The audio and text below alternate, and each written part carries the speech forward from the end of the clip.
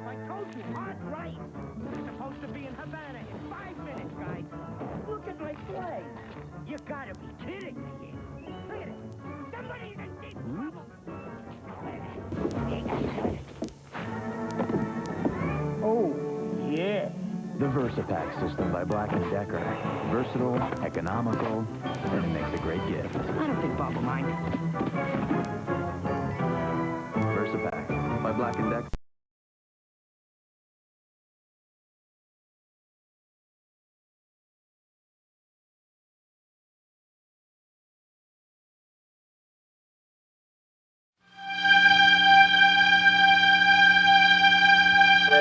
Black & Decker's been my thing from the day I was born, and I was going to be successful in it if I possibly could. I never had any thought of anything else.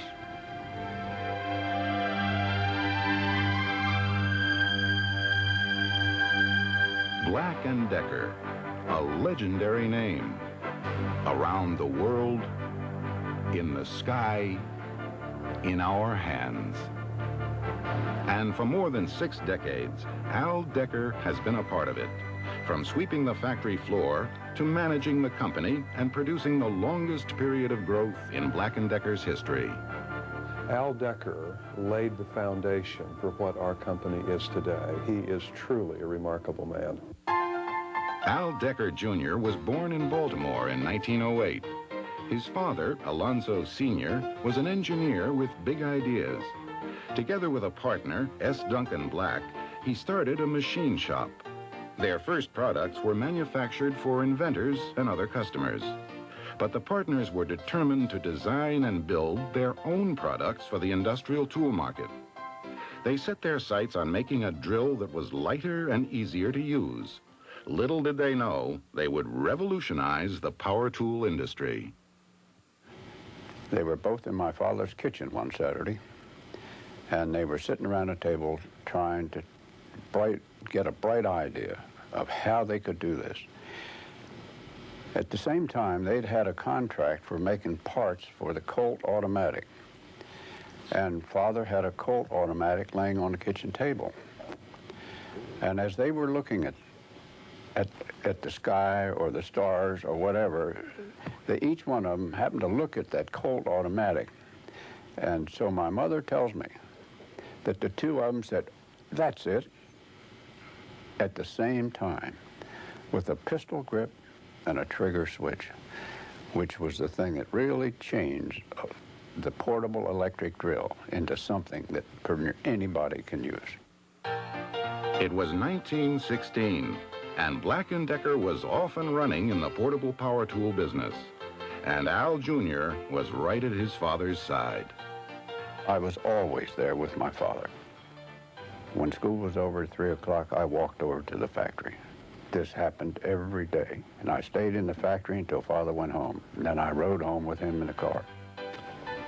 In the summer times, I worked at the factory.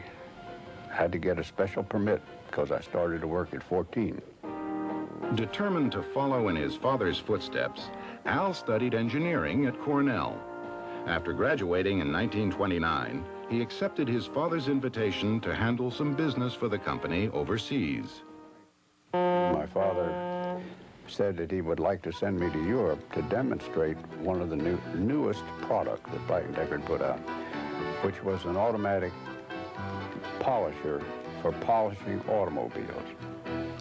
Then after having done that, they sent me into Russia, and I was into Russia for 2 months trying to set up a Black & Decker service station. They figured that the world was going to be their market rather than just the United States. Back in the U.S., Al went on the Black & Decker payroll as a product demonstrator at the company's permanent exhibit on the boardwalk in Atlantic City. I learned a lot about how to talk to people, particularly about the products that we had, because I had to know all the answers. Then the Great Depression hit. Things began to look a little bad in the economy. And in December of 1931, my father called me in and said, "Son, we're going to have to lay off an awful lot of people because business is really going to hell in a handbasket.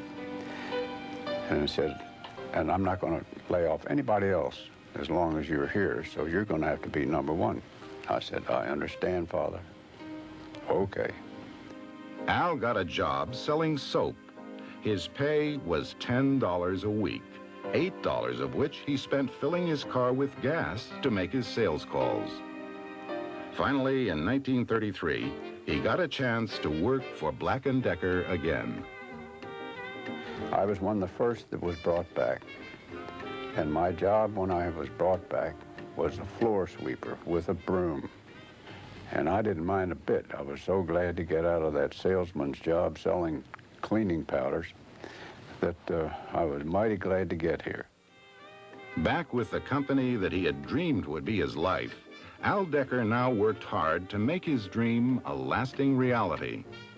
Over the next decade, he came to know the company inside out, working in manufacturing, production, and in engineering, demonstrating a unique breadth of talent and versatility. Along with the practical knowledge of his hands-on experience, he applied the latest scientific management techniques, implementing changes all the way down the line, including introducing a new line of electric hammers, which he designed and developed himself. In recognition of his growing value to the company, in 1940, at age 32, he was made a vice president and elected to the board of directors, just in time to face an even bigger challenge. The United States entered World War II, and Black & Decker became an important tool in her defense. The demand for electric drills just started to ascend, and it mainly was because in building airplanes, all the holes were all drilled with electric drills. So we began getting orders for electric drills that were just out of this world. And we had to really double our production. Al was offered a commission in the Army, but the government declared his work at Black & Decker essential to the war effort. And so he stayed and fought the war on the production line. His country said thank you by awarding Black & Decker 3 prestigious E awards. E for excellence. It was a proud moment, but a short one. Al Decker was already thinking about the future.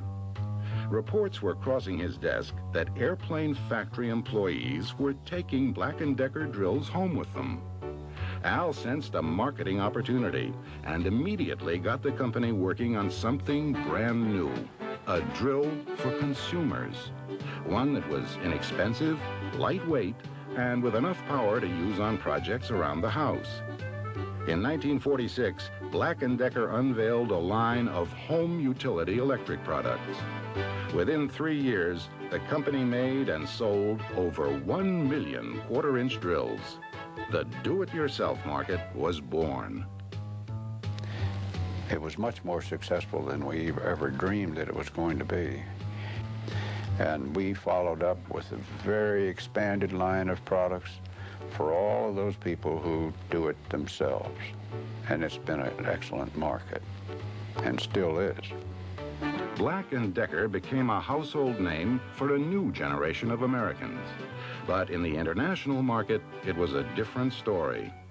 Product specifications varied from country to country, and tariffs were high. Exporting was nearly impossible. The only solution was to set up manufacturing operations within other countries. I was the one that got the job. So I did a lot of traveling. I expected I spent almost 50% of my time for 4 or 5 years out of this country. I was not only building the manufacturing, but I was building the whole organization in each one of the countries. When you're in the international business and you have a manufacturing and sales operation in that country, it is much better from most points of view for the consumer to think that that product is a product of that country, not one that they've gotten from outside. Now, we did not do, as many American companies do, we didn't send Americans over there to operate those companies. we found the kind of people in those countries that could run the corporation, that particular corporation themselves. And one of the things that I determined in the very beginning, that I was not going to be just one man going over and talking to the men in the factory. I had to involve their families. So I always took my wife on every one of these trips. It was a lot of fun, and also it was a lot of work. A lot of people thought that we just went there and had a good time, which we did. We had a good time, but we also worked.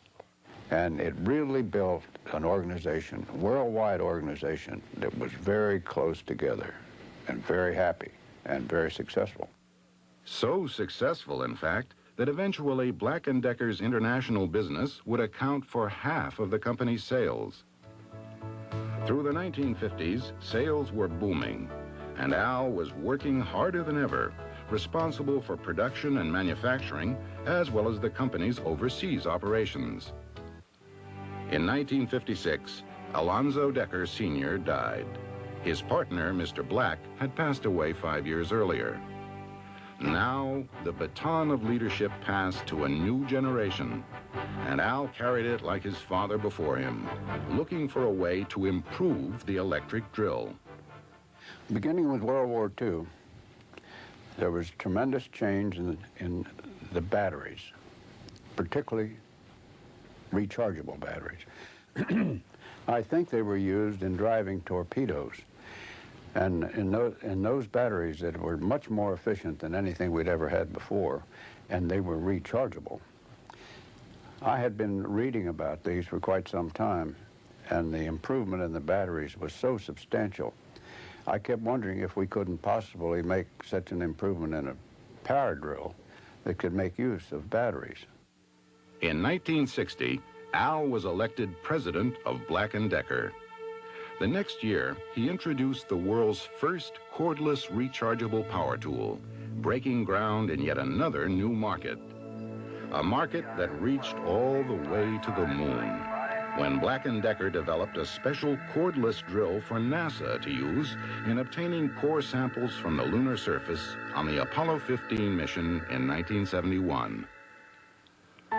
Al Decker's success may have taken the company out of this world, but in many ways, his greatest success was his down-to-earth work ethic, something he learned from his father. One of the things that my father always did was to regularly walk through the factory, talk to people, see what was going on, stop and say how to do. If he didn't, how's your brother, how's your son doing? And he helped build a very close family of workers. I learned to do the same thing from him.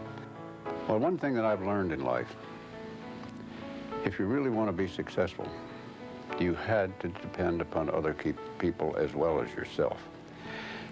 You therefore had to conduct yourself the way you wanted other people to conduct themselves.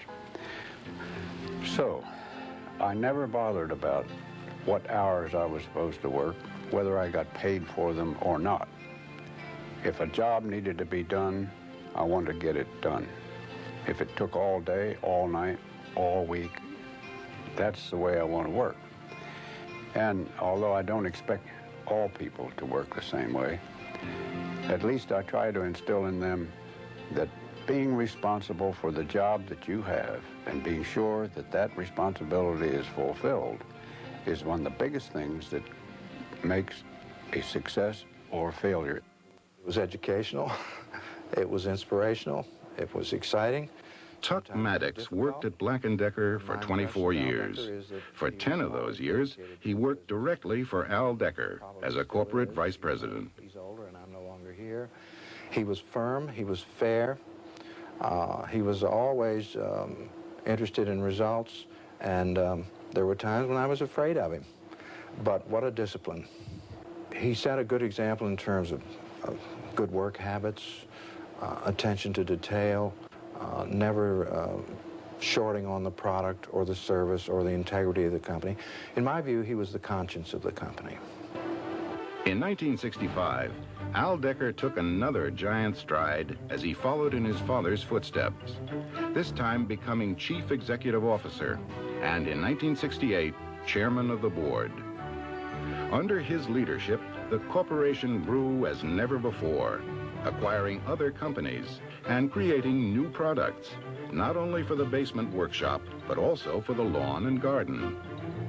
Throughout the company's long history, its sales had grown steadily. The first president, S.D. Black, brought sales to $30 million in 1952. The second president, Alonzo Decker Sr., increased sales to $50 million in 1956. And under the third president, R.D. Black, sales rose to $100 million in 1964. But under Al Decker, the company soared to even greater heights, becoming a darling of Wall Street. By the time he stepped aside as CEO in 1975, Black & Decker's annual sales had grown to almost $650 million.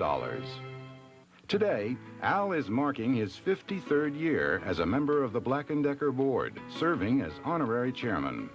But he and Virginia spend much of their time on their farm overlooking the Sassafras River off of Maryland's Chesapeake Bay. A farm is a good place for a man to learn a lot of things about nature, and in learning about nature, learn a lot of things about himself. And a farm is a place where you can't sit still and do nothing. You've got to keep working at it. And in working at it, it helps to keep you physically active, mentally active, and keeps you alive. I like working, doing something together with my husband. Most people will say, what in the world do you do all day up on the farm? I said, we never have enough time. One thing that Al still has time for is helping others. For years, he's shared his leadership skills with other businesses by serving on their boards of directors. And he's given of his personal wealth and raised funds to help dozens of institutions in need. Tom Storrs, former chairman of Nations Bank, served with Al on the boards of both Black & Decker and the Federal Reserve Bank of Richmond. Al became chairman there in 1958, and he put into effect many of the things that he had been watching in conducting meetings. And years later, on the board of Black & Decker, I found that he had honed this style to where I think he's one of the best chairmen of a meeting I've ever seen. Steve Muller became president of Johns Hopkins University in 1971. During his tenure, Al Decker became one of the university's most generous contributors. My deep impression of Al Decker is that because he's personally modest and extremely practical and very rational, that when he thinks about supporting anything, he thinks in terms of the quality and the impact of whatever that cause or that institution is. I think any man, any woman that's born into society owes something to the society in which they live. They shouldn't always be working for themselves only. I've taught a lot of people that to give is more pleasure than to take in many, many instances. From then till now. And along the way, Al Decker laid the foundation for what Black & Decker is today, a $5 billion company with products and services in over 100 countries, with 8 #1 market positions, the world's largest supplier of power tools, power tool accessories, and security hardware, the U.S. leader in small household appliances, and the fastest growing plumbing products business in the country. A company with some of the strongest brand names in the world, solid customer partnerships, and a continuous flow of new products. The legend continues. Al has had more impact on Black & Decker than any other individual in the 80-year history of the company, including the 2 founders. My experience at Black & Decker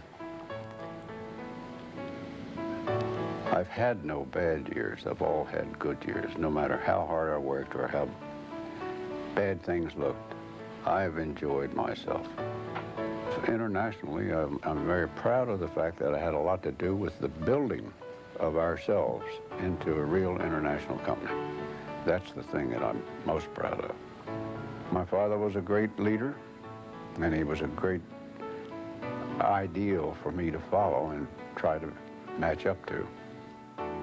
He was tough to follow, but I managed to make the grade, I think, hopefully. When people ask me, what was I going to do with my life? I said, what the hell, I know what I'm going to do. I'm going to work for Black & Decker.